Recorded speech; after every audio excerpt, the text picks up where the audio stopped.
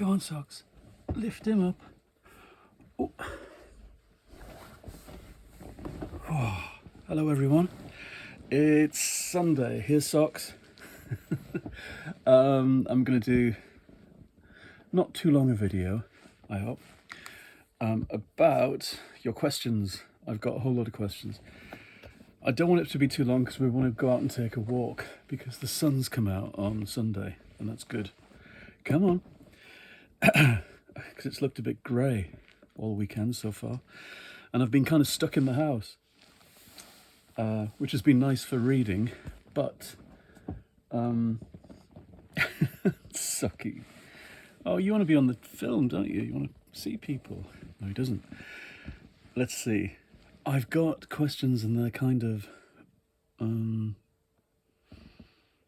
split over a few different videos. So I'm looking on my iPad here to see what questions I've got.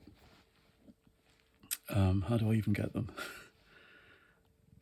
Oh, I suppose if I go to... Sorry, this is really boring. Ask me questions, that was the video, wasn't it? And comments. Right, start at the beginning. A question about time travelling. Oh.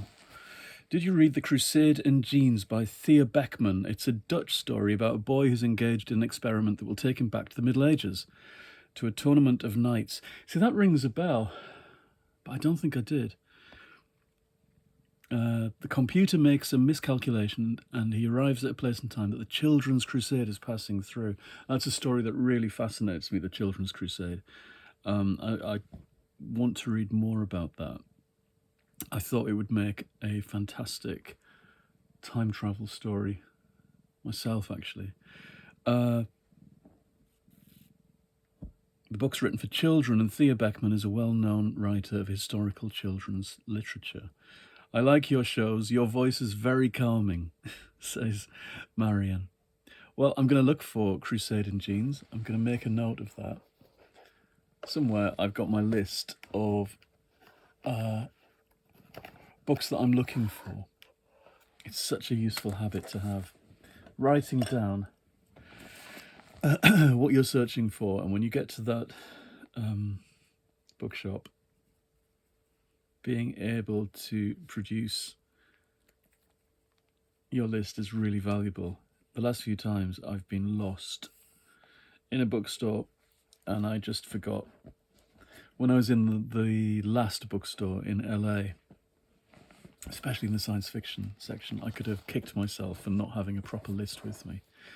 Anyway, Thea Beckman, Crusade in Jeans. I love that title as well. It's one of those very kind of 70s style titles that jams together two things that don't go together, but now do. The House in the Strand by Daphne du Maurier. This is Suzanne Wolfel-Fisher telling me. Is a good time travel book. I don't know it, actually. I've read a fair few Daphne du Maurier, but not that one. I didn't know it was time travel. Somebody elsewhere did point out that maybe H.G. Wells's The Time Machine wasn't the first time travel book, that Russell T Davies might have been a bit previous in suggesting that movies were the trigger for time travel stories. It seems a bit pat to say in a way. And I forget who it was, but in a comment, somebody pointed out the thing that I just thought of as well. Christmas Carol in 1850 whatever is a time travel story. Dickens writes a ghostly time travel story. And before we had film and the idea of running pictures backwards, ghosts could take us into the past as well. Suzanne also asks, what writing routine do I have? Well, that depends on what the project is, but generally, I work on my ongoing project, whatever it is, whatever's in the forefront of my mind, I work on in the morning. And it's not about word count and it's not about time. Those things are variables. It's headspace. And the point of the morning is that I can give all my headspace to one particular project, whether it's a novel or a script or whatever. I like to get a certain wodge of stuff done. And it's usually between 1 and 2,000 words. But that's just me, and that's the way I work. And to some people that'll be a lot, and to some people that'll be nothing. It doesn't matter. It's the whole point of this stuff is that we're not working to somebody else's speed and rhythm when we are writing or doing any kind of creative arts. We're in charge of what we do ourselves, and productivity. We're not working in a factory, thank God. It might seem like that when you try and get the stuff out there and you're working with things like publishing. But while you're doing it, you've got to have freedom to set your own parameters. That's really important, setting your own parameters. And that's how I've set about creating my own workspace. Over all these years, 30 years, more than 30 years, 35 or whatever it is, if you include the years before I was published. So mornings are for the ongoing project. Afternoons tend to be, I hate the word, I really hate the word admin, but it's kind of like that. Emails, outlines, editorial toing and froing, conversations about future projects, making these videos, things that don't belong to the main ongoing project. That's what afternoons are for. And also any time I can claim back in the afternoon for reading or for a trip out, which has to happen a couple of times a week, to go and have a mooch about and a coffee somewhere and watch life going on and look at some books somewhere, some pictures perhaps, or take a walk. So quite dull, which is how we have to like it. When you work on stuff like this, it's all going on inside your head. And so the more kind of soothingly boring you can make your everyday life. That sounds terrible, but you know what I mean. That stability of this is the center of the world where I'm working in my study and I'm completely free to make up whatever the hell I want in this space. And nothing's going to impinge on that for these hours of working on that stuff. That's the routine. That's the important bit. Okay. Julian Corlett asks, may I ask you if you have any plans to donate your journals, of which there are many, to the Bodleian Library at some point? No. Never even been to there. They can fight me for them. My journals are extensive. There's lots and lots, and they go back to childhood, really.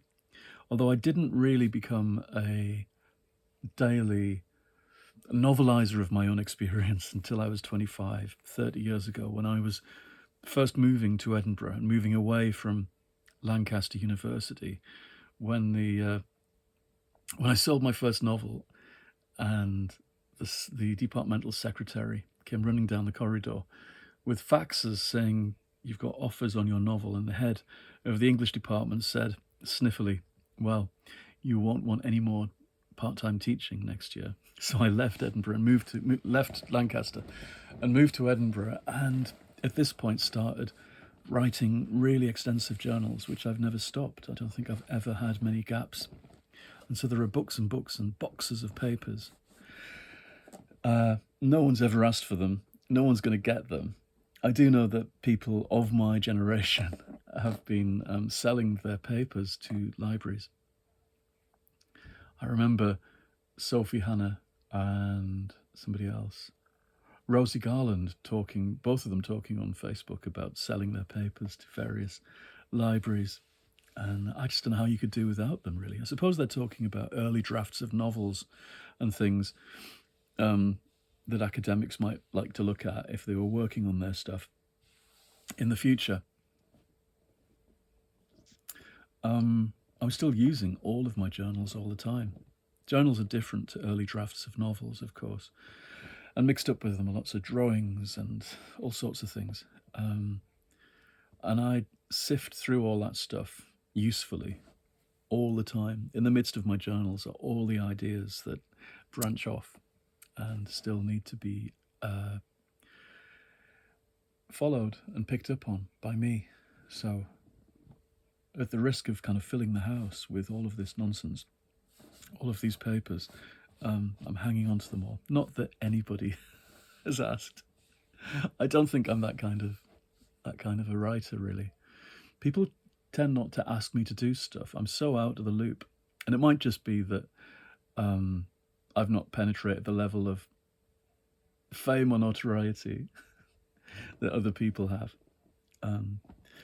But I don't tend to get asked many things, really, to be honest. I was asked to write a short story for somebody's collection a couple of weeks ago, and I was delighted. It was a lovely reminder that I'm in the world, and people do take notice. But when I look at other people getting about the place and being asked to do things, I do think sometimes I could be asked more. But at the same time, I love just getting on with my own things at home. So, if you're asked to do things, you have to leave the house, which is a pain in the arse. Okay, Mark Lacey, I think, Mark J. Lacey. I would add Doomsday Book by Connie Willis to the time travel pile. Good, I'm getting a list of them.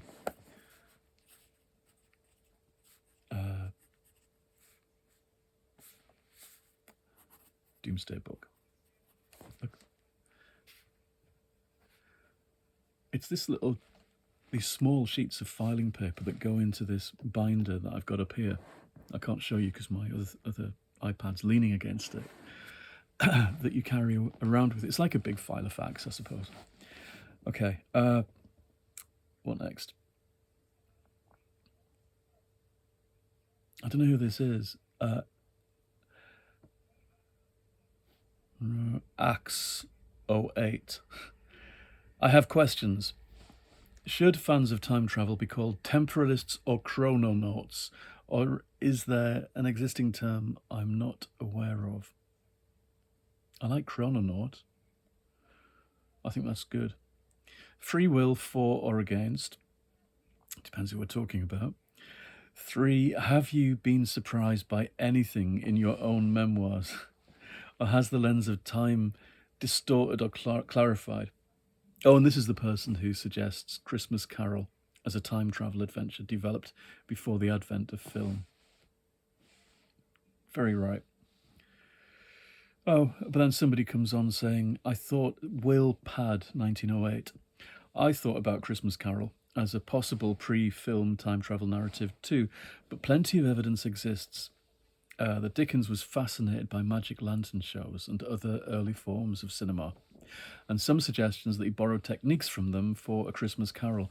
Interesting to think about whether magic lantern shows could also have influenced the way the novel handles time. I saw a magic lantern show done properly with all the old stuff at a conference on Gothic fiction in about 2009.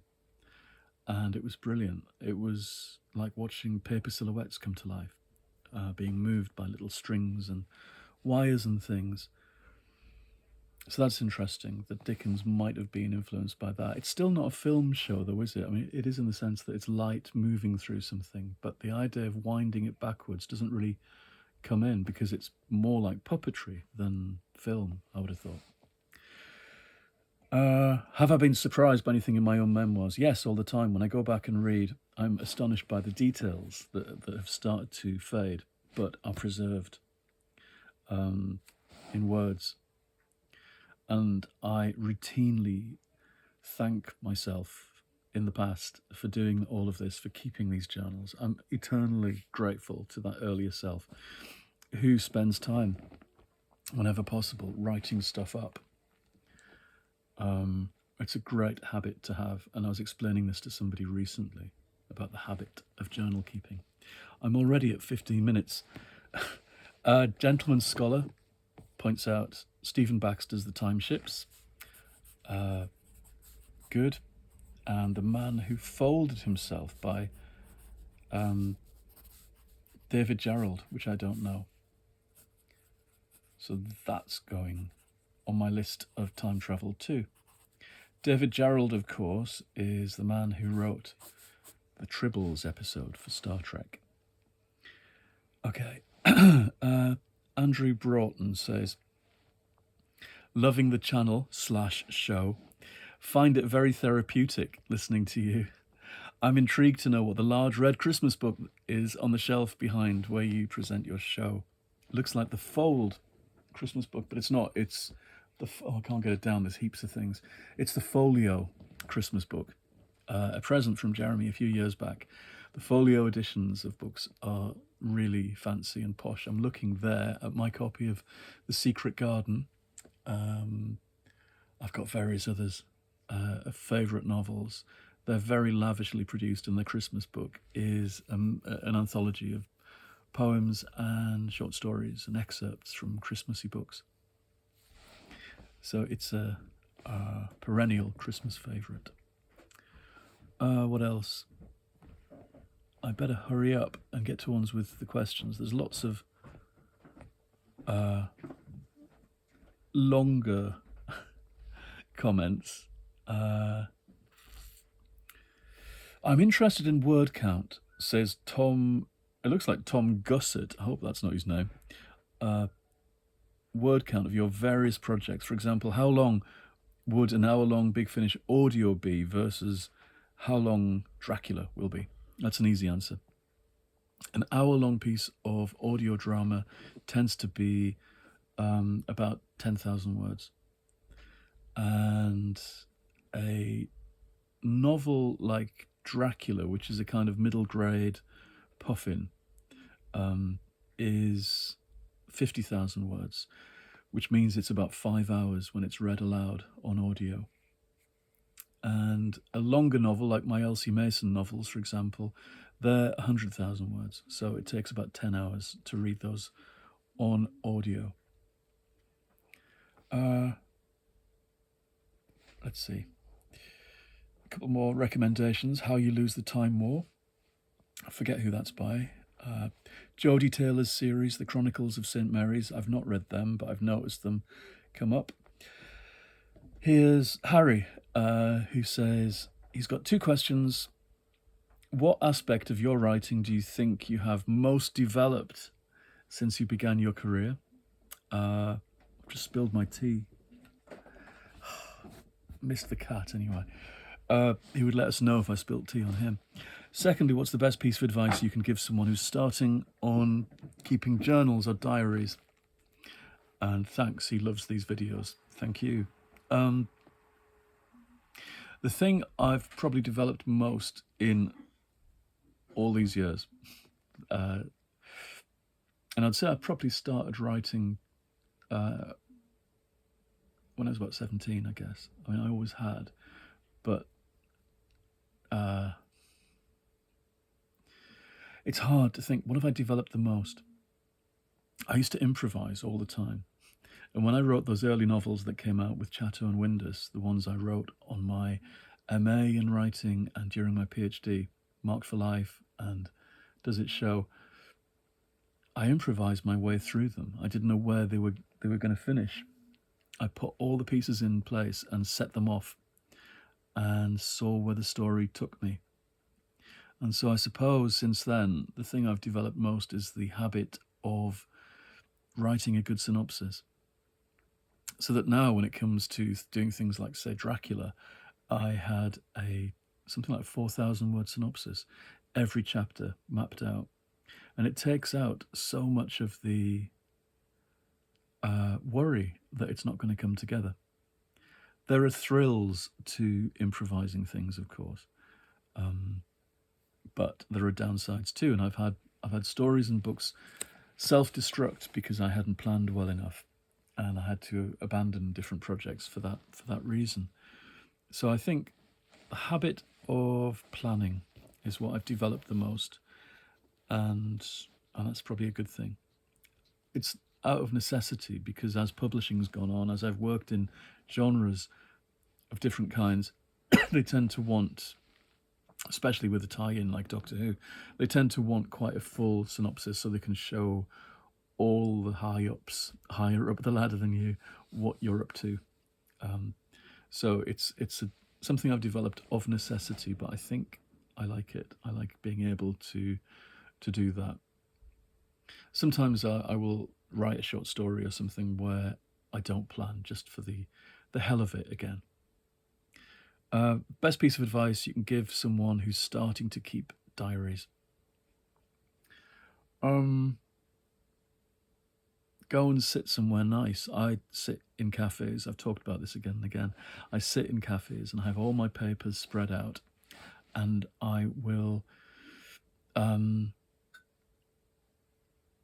make it a kind of treat to myself. I'm in this oasis by myself or with kind of nice company, but it's quiet, and I get to concentrate on writing just what I want, just for me. And that's what keeping a journal is. And I do have this exercise called the 9 things, which I might have described on here before. I haven't got time to do it today. I'll do it another time again. But it involves 9 different tasks that you set yourself. The first one is to overhear some dialogue going on around you and to observe people around you. And then to allow memories to start coming back and to start writing about them. So you do it step by step. But I think it's about listening to that inner voice that is continually reminding you of stuff and telling you stories. And if you sit in an oasis, in a nice spot, a nice cafe where you feel very at home and very relaxed, with all your papers out, it puts you in just the right place to start keeping a diary. I think not seeing it as work as well is a good thing. Seeing it as a gift to yourself, as pure pleasure, that's the way to make it work. If you start thinking of it as a chore, you're not going to keep to it. You're not going to do it. Okay, I will stop in a second. That kind of answers that. Vintage Sue asks about the difficulty of keeping a journal daily. I would refer to my previous answer, but also don't do it daily if you don't want to. I think in the past I've squeezed myself out of doing these things. I've got cheesed off doing it by pushing myself. If you only want to do it once a week, that's fine. There's no rules. And I think writing because you really want to, rather than because you feel you have to, is important. Okay, that's almost 25 minutes of me blethering on again. I'm going to say goodbye and post this and take a walk while the sun is still here. Okay, there will be more questions. I will dig out the rest of them. And if you have anything else to ask me, let me know in the comments below. Goodbye. See you again very soon.